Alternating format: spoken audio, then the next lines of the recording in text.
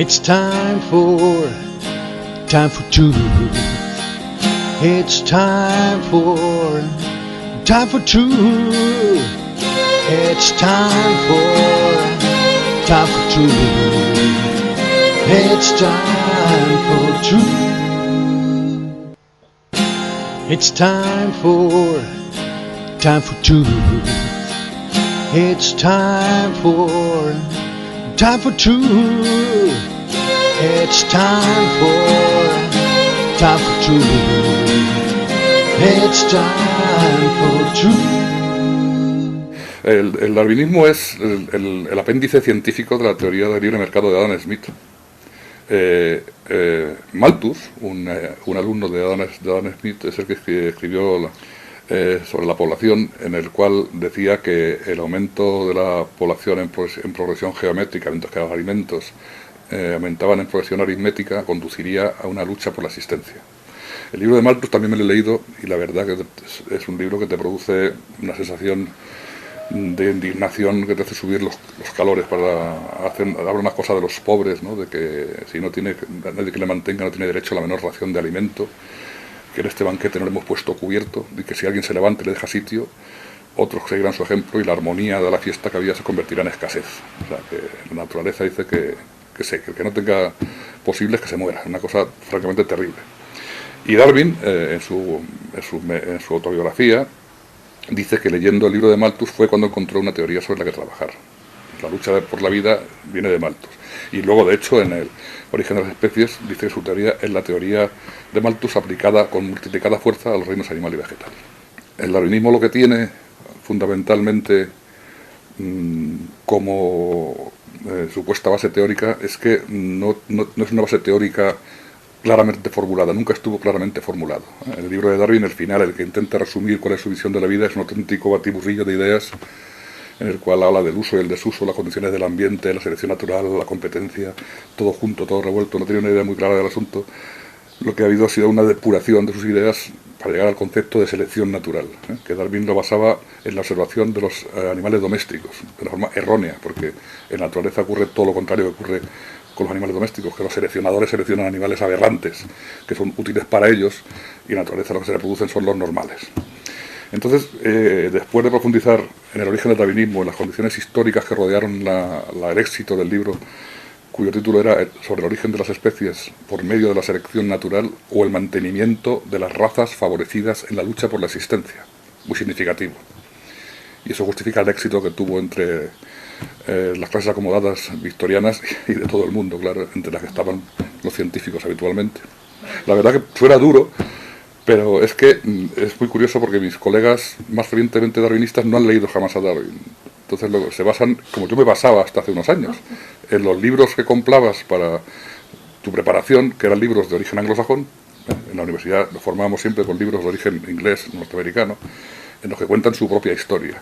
Pues dije, bueno, voy a ver qué he descubierto. Y compré los libros de Darwin y me los leí a fondo. Y la verdad que demuestran, en primer lugar, pues eso, lo que era un naturalista aficionado. Él no era profesionalmente científico, su titulación era su graduado en teología. Y tampoco se caracterizan por una brillantez en las exposiciones, es algo como un poquito espeso, ¿no? En su autobiografía él mismo lo reconoce, ¿no? Dice que no tiene una gran capacidad de aprensión e ingenio que demuestra a otra gente inteligente como Huxley, fue su protector. Y al final de su autobiografía dice que con unas cualidades tan mediocres como las que poseo, es verdaderamente sorprendente que algunas de mis aportaciones hayan sido acogidas por los científicos. Él habla de los científicos como algo ajeno a él. Evidentemente él no era científico. Es decir, que cuando te pones a profundizar en la historia, te das cuenta de que nos han contado un cuento chino, ¿no? Por ejemplo, el hecho de que el libro de Darwin provocó un escándalo en la sociedad victoriana, provocó un escándalo entre las clases acomodadas conservadoras y entre la iglesia victoriana, pero fue apoyadísimo por Huxley, Thomas Henry Huxley, John Hooker, Herbert Spencer, que habían fundado una cosa que yo no he sabido hasta hace 2 años, el X Club, que no lo conoce tampoco ningún biólogo. El X Club fue un club formado por una serie de científicos poderosos. A la cabeza estaba Thomas Henry Huxley, que era una persona tremendamente poderosa en Inglaterra, fue miembro de 10 comisiones reales, presidente de todas las sociedades, la geológica, la historia natural, increíble, la linneana. y estos fundaron el X Club con el objeto de promover el darwinismo. Es decir, que desde el punto de vista científico eran personas además que tenían ideas eugenistas, tenían muy claro que ellos eran la culminación de la evolución y que los pobres están en un escalón más bajo y luego ya por supuesto los negros y los hispanos y eso pues más abajo. Lo que interesa es que han convertido el darwinismo en el sustituto de la religión y pretenden explicar todo, y el darwinismo no explica todo. Los científicos sabemos que la ciencia no explica todo, son aproximaciones a la verdad. Por ejemplo, los físicos con la mecánica cuántica y la relatividad, que es una cosa de una profundidad y de una cosa, pues son conscientes de que no explican todo, porque incluso tienen algunas contradicciones entre ellos y están buscando una teoría unificadora. Pues los biólogos dan por explicar todo por el azar y la selección natural. Entonces se ha convertido en una especie de religión. Para que exista la selección natural tiene que haber características que estén grabadas en nuestros genes, porque no, claro, no hay nada que seleccionar. Muchos darwinistas hablan también de características incluso de comportamiento, que son genéticas, una falacia absoluta. Entonces, eso tiene un componente muy importante desde el punto de vista de justificación de la situación. Es decir, claro, si la vida es competencia y los más aptos son los que triunfan, pues los que están en el poder, es porque la vida es así. Son leyes naturales. De hecho, John Rockefeller lo entendió perfectamente. Dijo que el mantenimiento de un gran negocio es simplemente una ley es la supervivencia del más apto, que es una ley de naturaleza y una ley divina. Entonces, el determinismo genético del darwinismo lo que es una justificación de la situación. ¿Estás diciendo que las fuerzas políticas y económicas crearon la ciencia a su imagen y semejanza? Bueno, la ciencia actual está en manos de personas de un gran poder económico, ¿no? Los grandes propietarios de los laboratorios farmacéuticos, de la industria de la biotecnología, de los transgénicos, pues siguen siendo, son los Rockefeller y los Rothschild y los Carnegie. Efectivamente, tiene un componente muy importante. O sea, yo cuando empecé a estudiar el darwinismo pensaba que era una teoría científica obsoleta, anticuada y que había que mejorar. Luego ya me he dado cuenta que es imposible cambiarla, a pesar de que los datos que van saliendo contradicen todo eso, porque es una forma de ver la vida, es una creencia que favorece mucho la situación tal como está, porque las justifica científicamente. Y sin embargo tú lees El origen del hombre y habla de que con el tiempo las razas civilizadas exterminarán a todas las salvajes por el mundo esparcidas, y entonces la laguna de la evolución será mayor porque la laguna solamente estará entre un papión y el hombre moderno, mientras que actualmente la laguna estaba entre el negro y el gorila. Eso lo decía Darwin. Y decía, por ejemplo, que la mujer, las cualidades de la mujer, que tiene cualidades de imitación y de rápida percepción más que el hombre, que son cualidades de los pueblos primitivos, y que eso indica que la mujer está en un estado evolutivo inferior al hombre. Eso lo dice Darwin en El origen del hombre. Y que a los trabajadores y a los pobres, que para controlar las malas disposiciones, pues o se les ejecuta o se les mete en la cárcel por mucho tiempo, porque las disposiciones malévolas de los pobres, por visto según él, eran intrínsecas a los pobres. Una cosa bastante terrible. O sea, cuando lees a Darwin realmente, es por lo que cuando yo digo que son auténticos engendros. El origen del hombre es una auténtica bazofia intelectual y científica, sin la menor duda. De hecho, creo que el primo de Darwin es el que funda la eugenesia, ¿no? Bueno, la eugenesia la fundó ¿Qué es la...? Francis Galton. La eugenesia empezó por ser el resultado de la concepción estúpida esta de las clases elevadas anglosajonas de que ellos eran la culminación de la evolución. Y que las características de comportamiento son innatas. Entonces que los pobres eran viciosos, degradados, borrachos, claro. Escribió Galton un libro llamado El genio hereditario, en el que decía que los hijos de grandes hombres solían ser también grandes hombres, lo cual es una perogrullada, porque en Inglaterra en aquella época el hijo de un albañil era otro albañil, y el hijo de un lord era otro lord. Pero ellos son así, es la forma de ver ellos, los darwinistas, la realidad. Y entonces pues la idea era que se cruzasen nada más entre gente elevada, como ellos decían. ¿Qué pasó? Que pues se casaban con primas suyas, Darwin se casó con una prima. Entonces el siguiente presidente de la Sociedad Eugenésica fue Horace Darwin, hijo de Darwin, y fue el que introdujo la eugenesia negativa, es decir, la prohibición de reproducirse a los que consideraban ellos imperfectos, una cosa bastante monstruosa. La Sociedad Eugenésica hay varios hijos de Darwin, eran eugenistas, y la sociedad eugenésica, la eugenesia lo que preconiza es eso, que sobra mucha gente en el mundo y que hay que procurar quitar gente y hacer posible de los de menor calidad. Ese fenómeno, pues yo pensaba que había sido una cosa pasada. Hitler, en el libro Mein Kampf, se basa en el origen del hombre de Darwin. También he tenido la desgracia de tener que leérmelo porque me da vergüenza comprarlo y me lo ha enviado un alumno en PDF. Y la verdad es que se nota perfectamente las menciones que hace al darwinismo en cuanto a la necesidad de eliminación de los inadecuados. ¿Estás diciendo que Hitler se basó en Darwin? Sí, y los científicos darwinistas... En su raza superior... Claro, evidentemente. Si usted lee El origen del hombre y lee Mein Kampf, verá párrafos prácticamente idénticos, realmente. Y bueno, también hubo en Estados Unidos, también la eugenesia produjo la esterilización de decenas de miles de personas. Salieron leyes eugenésicas en las que decía que la herencia era causante de los borrachos, alcohólicos, degenerados, que era hereditario. Entonces esterilizaron a decenas de miles de personas, no sé cuántas, pero vamos, bastantes decenas de miles, fundamentalmente negros e hispanos pobres. Porque claro, los alcohólicos pobres eran degenerados, los alcohólicos ricos eran jóvenes disolutos. A los ricos no los esterilizaban, eran todos pobres, ¿no? Una cosa bastante monstruosa también ocurrió en los países nórdicos con los lapones y también en Dinamarca también hubo este tipo de esterilizaciones. Pero pensaba que se había olvidado, pero la cosa sigue porque hay sociedades a las que pertenecen los científicos más prestigiosos. Hay una que se llama Optimum Population, a la que pertenece Sir David Attenborough, famoso divulgador del darwinismo, de la competencia de los animales que matan, entre las cosas. También el comandante Cousteau también era eugenista, decía que había que eliminar una gran cantidad de personas en el mundo. Y bueno, pues los que han llevado esto en marcha, la bandera de la eugenesia ha sido la familia Rockefeller, fundamentalmente.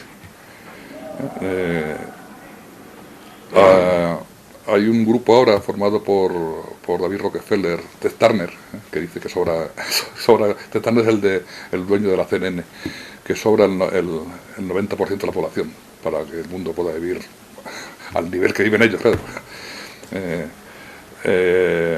Hay un grupo así de grandes magnates que se reúnen continuamente para hablar sobre las preocupaciones filantrópicas por el aumento de la humanidad, de la población. La realidad es que no hay escasez de alimentos, no faltan alimentos para alimentar a toda la población, lo que están es mal repartidos.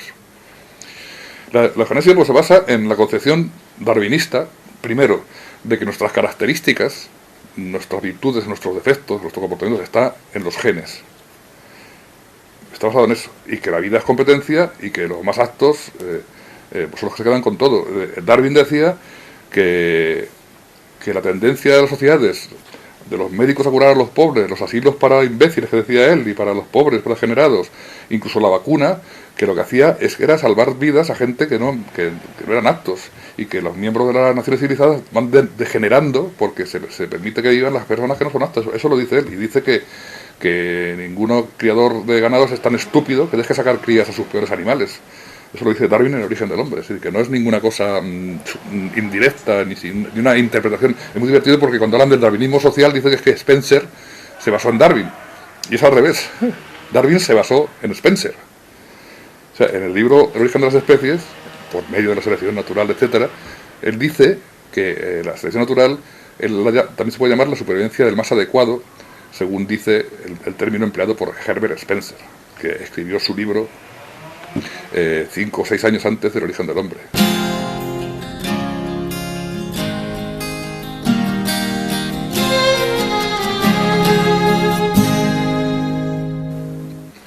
Porque hay una cosa evidente: si la evolución fuera mediante pequeños cambios graduales y diminutos, como decía Darwin y como dicen los darwinistas, en el registro fósil se habían encontrado muchísimos más ejemplares intermedios que ejemplares finales. Es una cuestión de pura lógica, y lo que se encuentra son cambios bruscos de organización.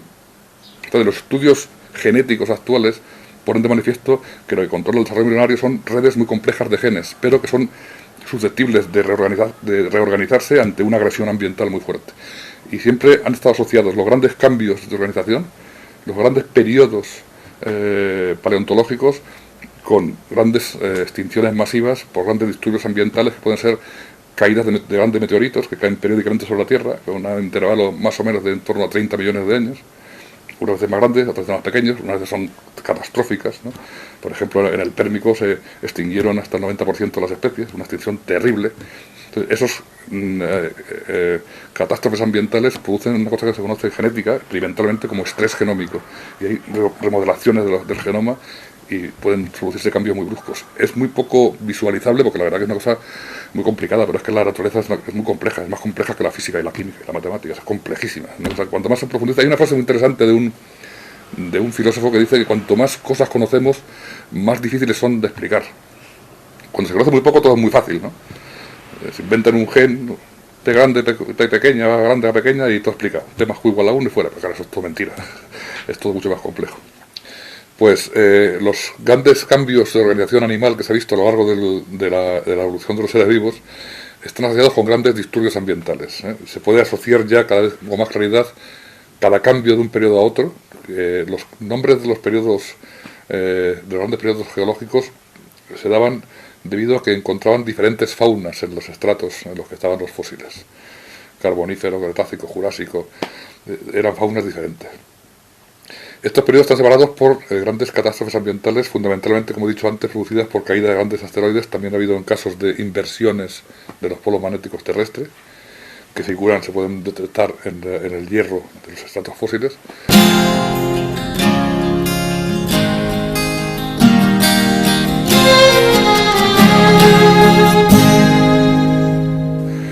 Entonces, la segunda gran catástrofe fue el invento del señor Dawkins, que dijo que los genes eran por naturaleza egoístas. Cuando ya se sabía entonces, que una molécula de ADN en sí misma no es nada, es inerte. Y que los genes competían unos por otros, y que luego que apareció un gen, y que luego se creó una membrana él por su cuenta y competía con otros genes. Ya empezaron a competir en el agua, unas moléculas compitiendo, una cosa demencial.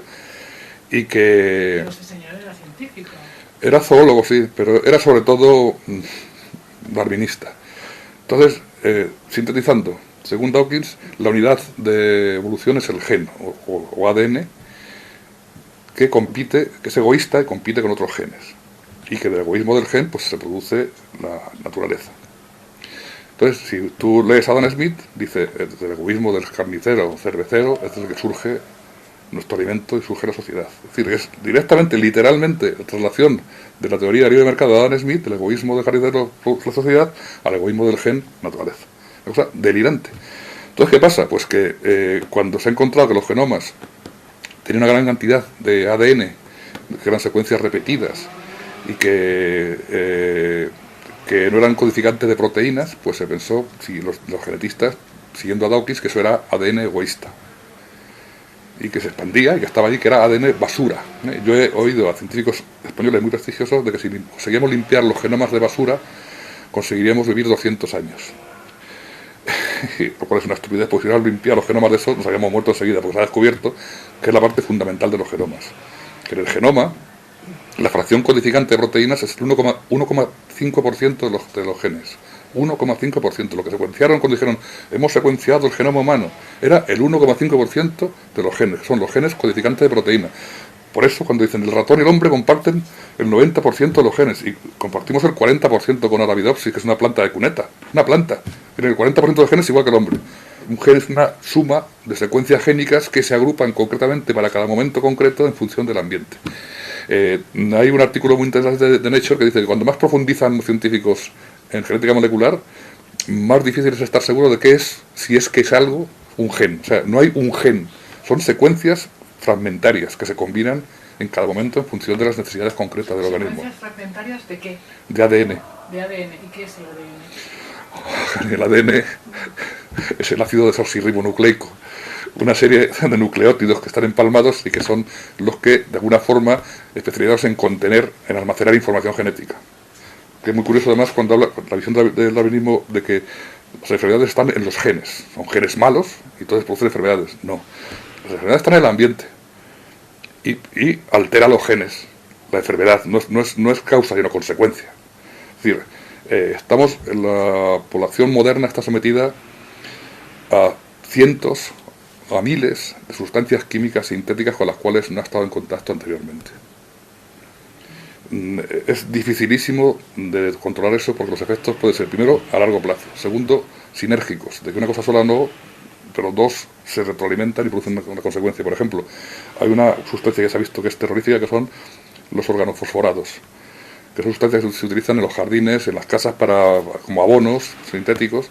Bueno, pues hay relación de enfermedades como la esclerosis lateral amiotrófica con los organofosforados. Es decir, comemos cosas de grandes supermercados, que no sabemos dónde vienen y que han estado fumigadas con montones de cosas. El glifosato que emplean para los transgénicos es súper tóxico, se ha visto. Estamos sometidos a radiaciones electromagnéticas, a radiaciones de rayos X. Es decir, es falso que la enfermedad sea un fenómeno que esté en los genes que sean generados. Después de producirse esa alteración se ve que hay genes alterados, pero no porque sean malos en sí, ni que hayan mutado al azar, sino como respuesta al ambiente.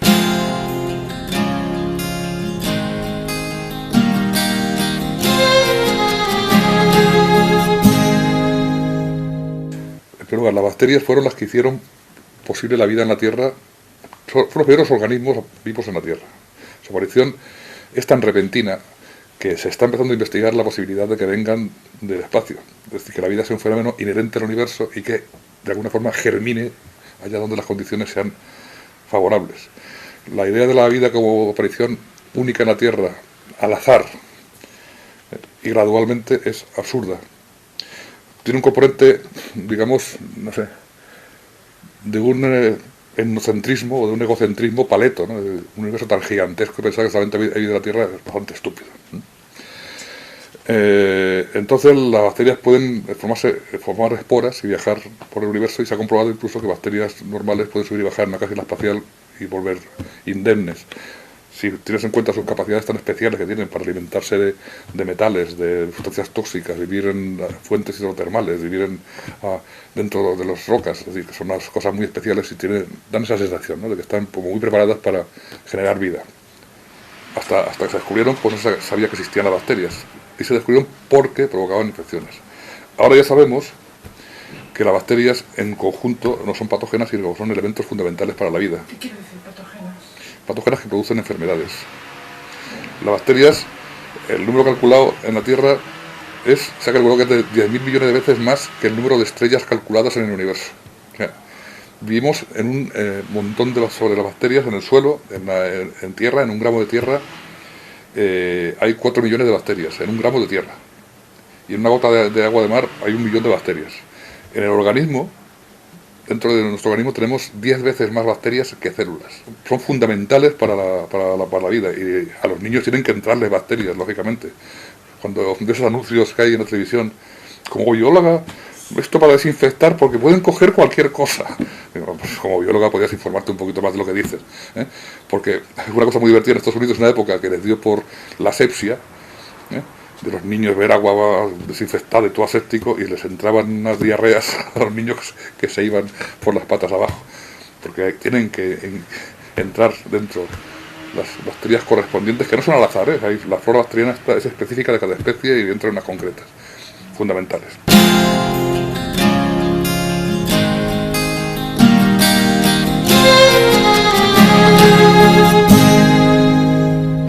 Entonces, pues el tema está en que se ha transmitido, y los médicos piensan que es una cosa científica, pues lo asumen, ¿no? Todo el mundo asume que los virus es una cosa que hay que matarla. Cuando ves que los estudios científicos básicos, es decir, no aplicados, no dedicados a sacar dinero, estamos hablando que no, que estamos rodeados de virus en el suelo, en la tierra, en el aire, en el mar, en el organismo, en el interior y el exterior, y que las condiciones normales están en armonía, y cuando se rompen las condiciones normales, y anda que no hay condiciones normales que se rompen en las sociedades civilizadas, porque vivimos en condiciones muy diferentes a las naturales, en muchos aspectos, con aparatos que producen radiaciones, con comidas que tienen productos sintéticos que no saben lo que es efectos a largo plazo, con las sinergias, y luego con las medicinas que a veces hacen más daño que no toman nada. Es decir, que es una visión derivada de toda una forma de ver la vida, que la que ha llevado, que es pensamiento único. Igual que hay un pensamiento único económico, pues hay un pensamiento único biológico, que es lo mismo, ¿no? De que la vida es competencia, y la mano invisible del mercado y la selección natural. Y eso decide, y que decidan ellos. Y claro, como lo que suele decidir siempre es que los más poderosos se quedan con todo, pues le va muy bien que siga decidiendo el mercado y la selección natural, porque creo que le va bien a ellos. Los virus no solamente no son patógenos, ya hemos hablado del número de bacterias que había en la tierra, en el mar, en el interior, pues los virus hay de 5 o 25 veces más que bacterias. Se ha visto que los virus que están encontrándose en la tierra, en cifras astronómicas, en un miligramo de tierra de orden de 500 millones de virus, una cosa que es como una especie de sopa de virus y bacterias. Pues los genes que están encontrando los virus que hay en la tierra y en el mar, el 80% de los genes que se han encontrado no tienen ningún parecido con ninguno de los genes encontrados en ningún tipo de organismo. Es decir, son genes diferentes, nuevos, que quizá tengan su función actual y quizá para el futuro también estén esperando su oportunidad cuando sea necesario el siguiente salto, que es posible que se produzca a raíz de alguna catástrofe que sea tan estresante que produzca la reacción de los organismos. Y eso tiene relación con la forma en que se plantea la lucha contra los virus actuales, que es una cosa absolutamente demencial. El 10% de los genes humanos son virus endógenos, retrovirus endógenos, el 10%.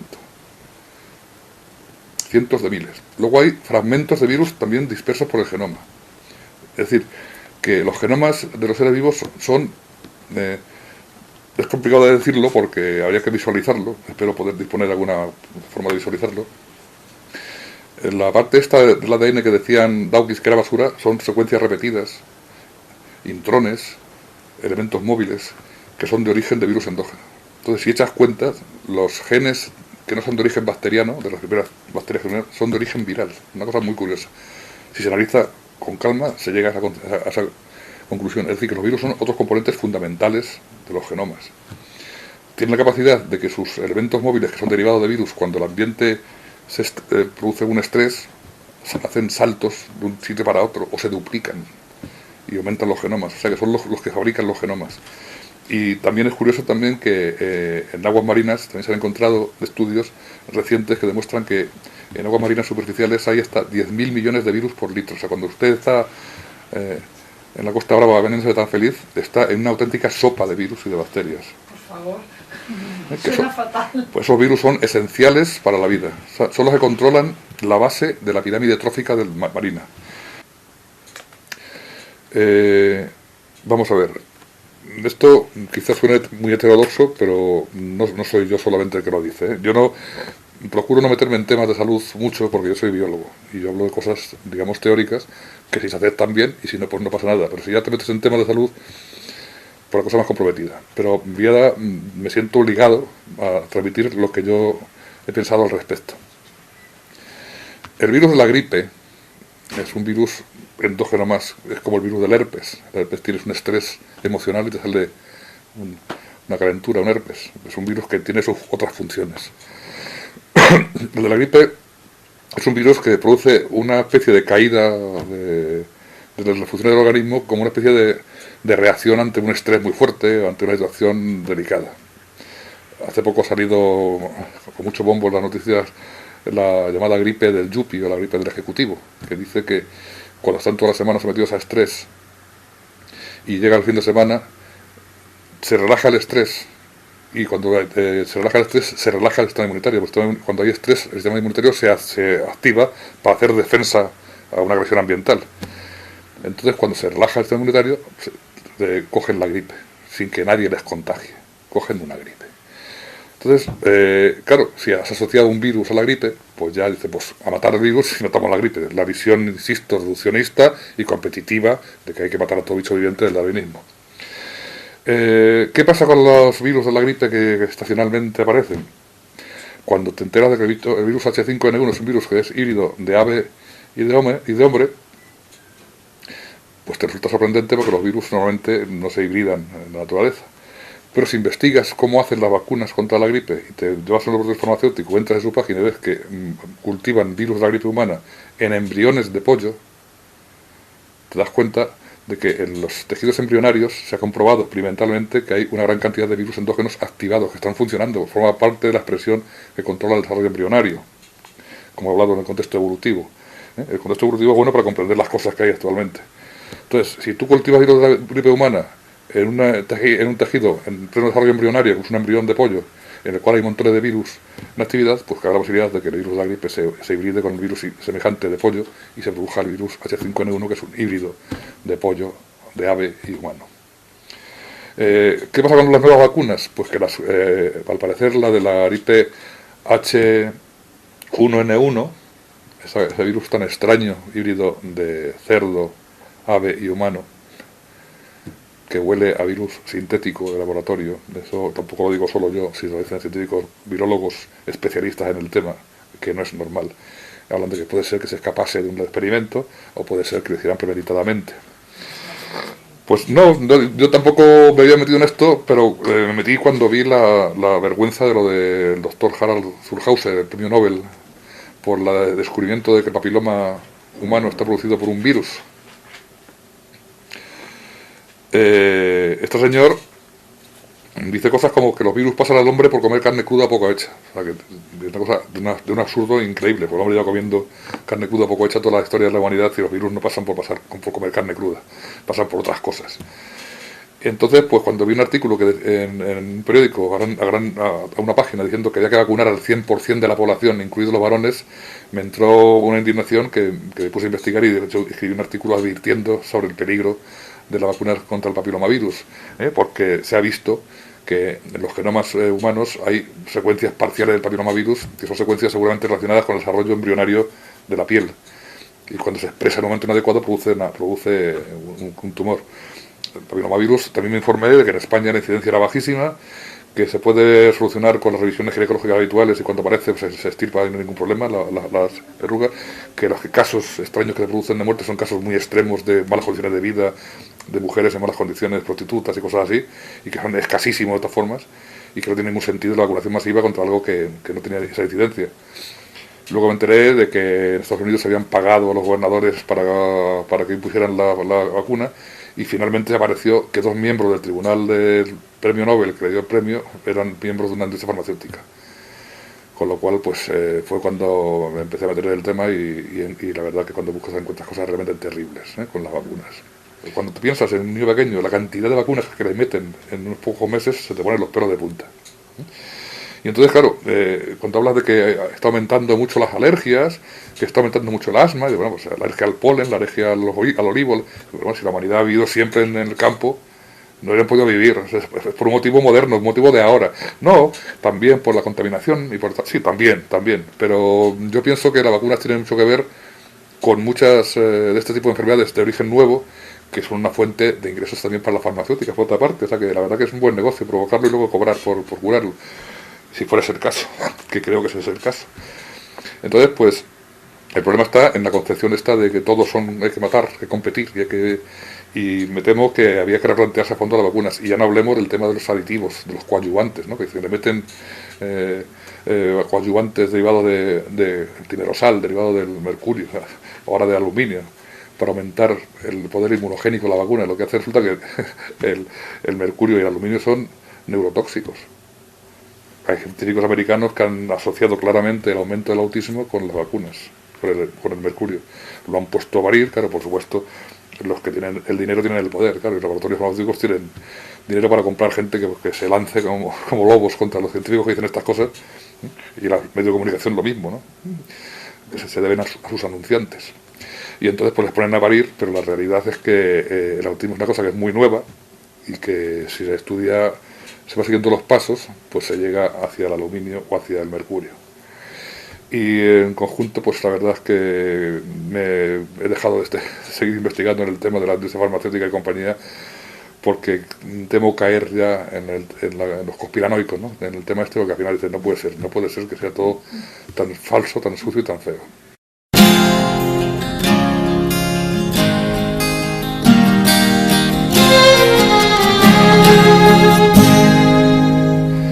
Lo voy a decir de una forma muy clara.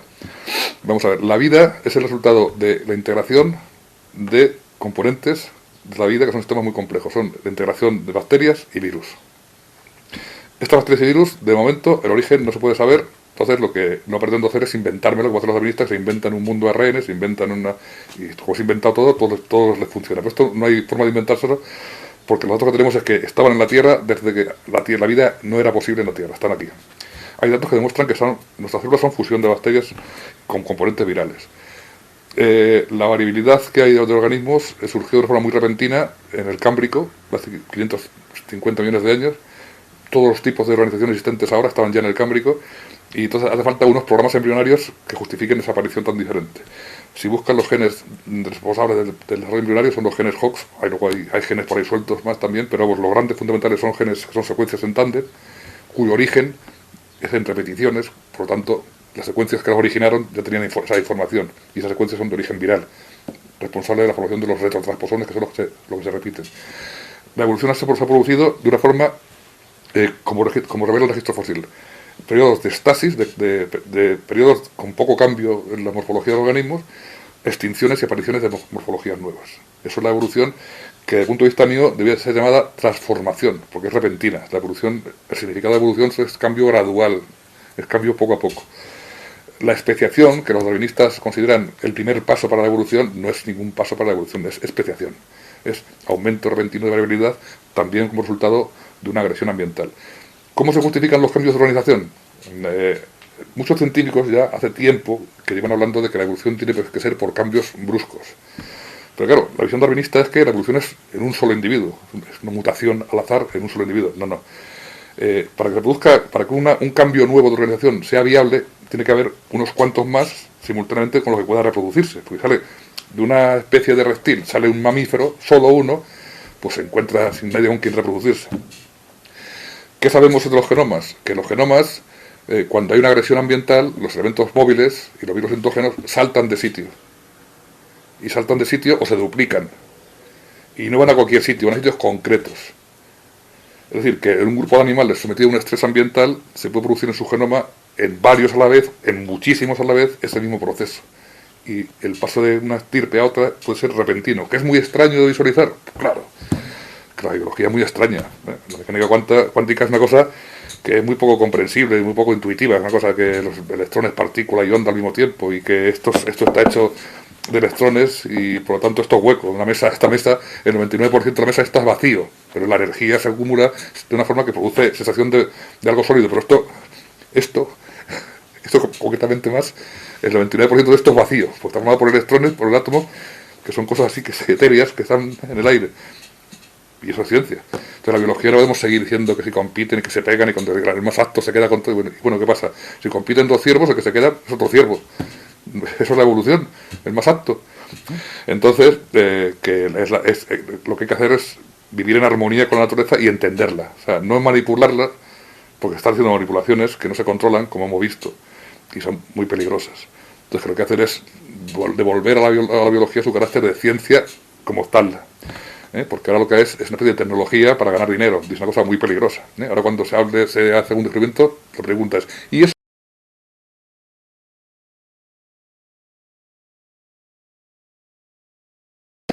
Lo que nos queda por entender y por saber, y lo que hay que hacer es no manipular. Lo que hoy sabemos es que si estropeamos las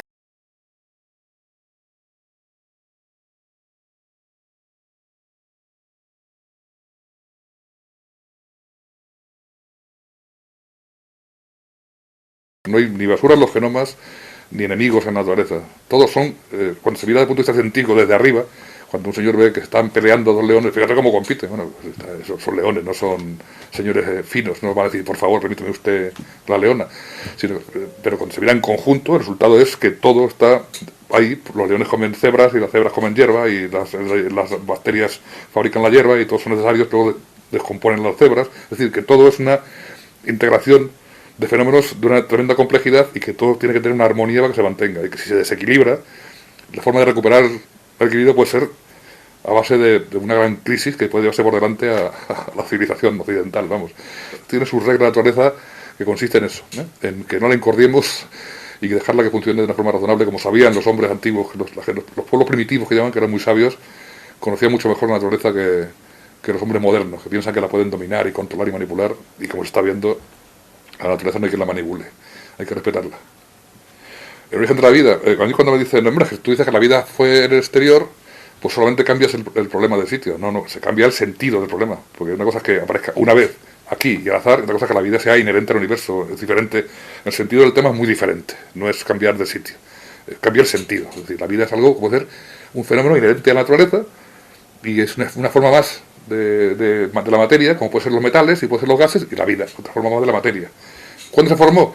Bueno, para formarse la vida pues, tuvo que ocurrir algún proceso tremendo de una gran energía y puede ser pues al poco tiempo del origen del universo o después, o también hay teorías que hablan del universo estacionario, o sea, que mentira del Big Bang, que no hay un principio y un final, sino que son pulsaciones y que el universo, hay teorías de físicos que hablan de universos paralelos, o sea, que la ciencia, digamos, no biológica va a 200 años delante de la biología, ¿no? La biología darwinista. O sea que cualquiera sabe cuándo se formó. Lo cierto es que, que lo que sí tenemos nosotros es que cuándo apareció en la Tierra. Y apareció nada más formarse la Tierra en forma de bacterias y virus. Eso ya lo sabemos.